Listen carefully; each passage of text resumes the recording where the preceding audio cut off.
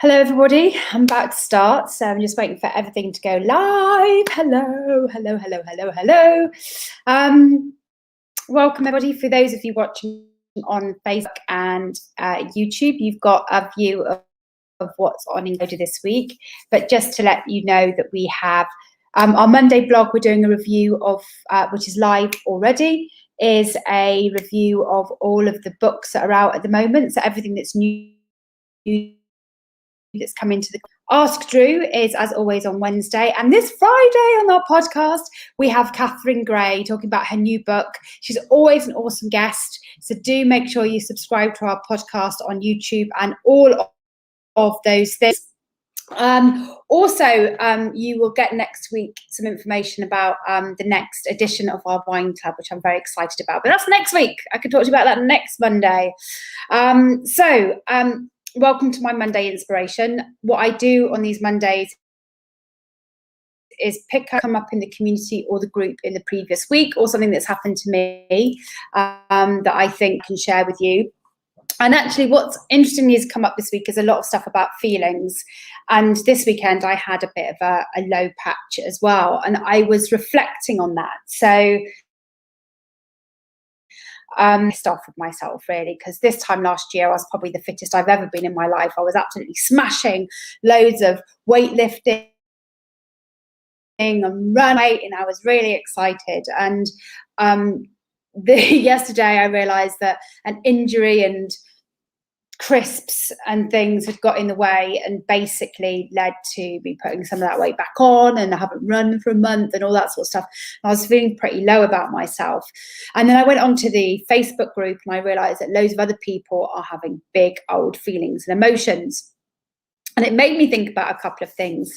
That we often use self-hate and disappointment as motivators for change. So and it's probably quite very hardwired. So oh, sorry, somebody just tried to call then. So we use hate and all of those sort of things as a motivator ourselves to use logic to get ourselves out of a particular mood. So for example, actually, if I'm being really logical, I clearly am someone who can keep to a goal, right? Because I'm kept to that. No bad feeling in the world is going to make me shift from that. So actually, I've been incredibly successful, and one of the most important behavior change things that I've ever made in my whole life. And in fact, that change makes it more likely that I'm going to get back onto my health and fitness changes. So I'm clearly not a failure. So that's the first thing to do, is that to realize and recognize is that we use all of that shame and self-hate as a motivator, and it's absolutely the wrong way around. When it comes to changing your drinking, looking at what all the positives that can come out of changing your drinking is probably one of the best ways to reframe it. But then I realized that if you're having really bad feelings, like you're feeling low or you're feeling like you're missing out and all of those things, that makes it quite difficult, because you feel like, because you have these feelings, you're failing at being alcohol free, that somehow it's not working. Taking out alcohol out of your life isn't doing the thing that you think, because everybody reporting and lovely and running and skin looking clear and all that stuff, when actually you're feeling a bit miserable.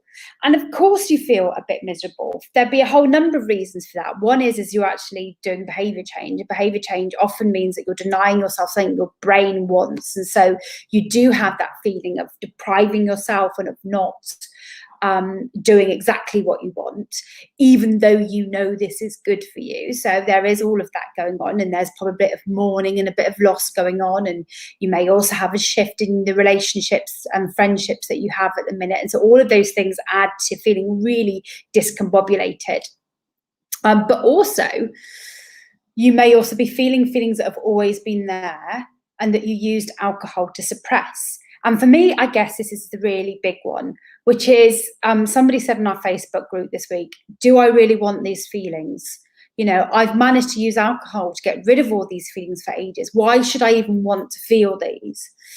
And I guess there's a few reasons, right? One is those feelings are there always. And if you're not worked out how to deal with them, then they're still there. They don't go away. They just eke in at different times of day when you're not drinking, and you're drinking probably compoundings of whatever they are, be it depression, feelings of loss, or feelings of loneliness, and all those spies it. So it's quite possible that whilst you're still having in your changing drinking, you might still be having those feelings, but they might not be as intense and sharp as they might be if you were still drinking. So you might be able to block them out for a while. The second is, and this is the biggest thing that I learned, right, which is that basically I really fucked up my emotional intelligence by drinking. From the age of 14, when I should have been knowing my place in the world, I just used alcohol to block them out every time. So I didn't have any need to deal with feelings, to recognize that actually sitting with your feelings, learning about them, understanding what you're feeling, using logic to combat them. You know, is it true that I'm really low right now? Well, if it is, what is it that's making me low? And beginning to unpick those to come up with solutions, rather than just going, oh, I'm feeling low, let's just drink loads and I'll feel better in the short term. I hadn't learned any of those skills about delving into my feelings, working out what was going on, and accepting that some days you just feel a bit shit. And this is the thing, right? If you've never days, right? If you have never drunk before, people still suffer with depression and live with depression, and have managed to give themselves space to find coping mechanisms, to learn to deal with those feelings and emotions rather than blocking them out. So yes, while in the immediate feeling of having an emotion, you might be feeling that giving up drinking is a thing, but this is a long game, guys. I can tell you that after it took about 3 years alcohol free before the final links in my brain to emotions had detached themselves. What I mean by that? Well, I remember really early on in changing my drinking, tramping around the West End after having a really bad day at work and thinking, this is when I'd normally have a gin and tonic now, and I can't have a gin and tonic now, and I don't understand why. And that would happen quite often. I'd have a really bad day and I'd think, this is when I'd normally drink, or I'd normally have a drink now. And my first thought in the presence of an emotion was to go to drink. And then 3 years in, I'd had a really emotional event with my partner. We'd had a disagreement. It made me feel terrible. I felt like I was the worst person on earth. And my first thought wasn't going to drink. And I really marked and noticed that point.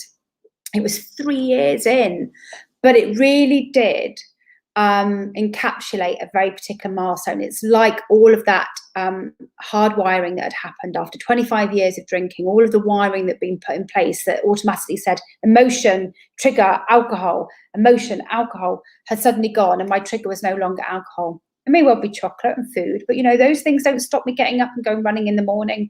Those things are all in a very different way. You know, and I do other things like go running in other bits and pieces. It's not all about stuffing my face, honest. It's just that I'm thinking about that quite a lot at the minute. So this is my message for you today, which is just because you're having feelings and difficult emotions, it doesn't mean that giving up drinking isn't working. It can take time, but that is time worth taking. That blocking out your emotions will never help you deal with those emotions in either the short or the longer term. Those emotions are still there. And now is the time for you to start investing in your emotional resilience, right? You know, life will never always be perfect in a bed of roses and pink fluffy clouds and all of that shit. Life has hard knocks, bad days, low feelings, but the answer to any of those things is not more alcohol. It's about taking care of yourself, and the one thing that alcohol isn't is taking care of yourself. So I just wanted to reflect on that today, reflect on the fact that it can sometimes be the thing that really knocks you off kilter. And do you want those emotions? Well, of course you don't want those emotions, but it's human to have them. It's normal to have them. It's not normal to drink in such a way that you try and forget that you ever had those feelings, and maybe you end up having them worse in different ways later. So I highly recommend a book called constructive wallowing, which really helped me recognize that I was allowed to have feelings and sit and think about them and ruminate over them and feel a bit shut them. But by doing that, I felt a lot better in the days afterwards. Some of the books that you will read in our review this Monday really emphasize around feelings and people's drinking in response to feelings and emotions. So definitely have a look at some of those. And just remember, you know, you are on a journey of change. It will be a bit difficult, it will be a bit hard, it will bring up, you know, really immediate feelings and emotions, but you can get through this, because look, I did, look, I did it, and it's all possible. And I want for you the life that I have, which isn't, you know, a life of, you know, amazing riches and glamorous lifestyle. It's just a life that's far more in my control, and that I'm present for. And that's it, actually. That's the big one. This is a life that I'm totally present for. It's ups and it's downs, but I wouldn't swap it for the world. All right, guys, thank you so much. Bye.